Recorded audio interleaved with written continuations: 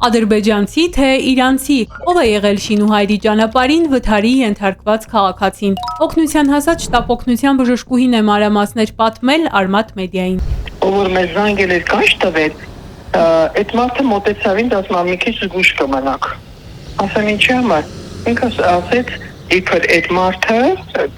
բանի Իրանի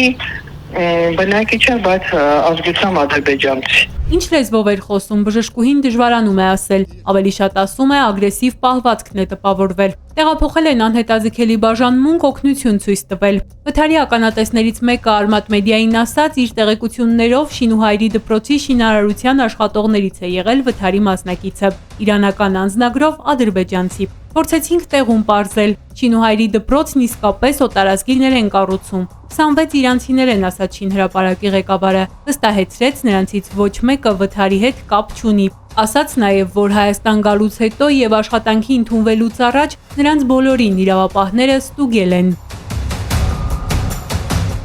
Ինչ վթար է եղել ում մասնակցությամբ տեղյակ չէր նաև տեղում շինաշխատանքներին հետևող Տաթև համայնքի ղեկավար Սամվել Լալայանը։ Իսկ թե ինչու են օտարազգիները կառուցում դպրոցը, ոչ թե օրինակ տեղացիները, ասաց գյուղացիները սեզոնային գործերով են չեն հասցնում։ Հարցրինք հնարավոր է 26 աշխատողների մեջ իրանական անձնագրով ադրբեջանցիներ լինեն։ Դժվար է ադրբեջանցիներն, որովհետև ադրբեջանցիները ռիսկ չեն եկաստի։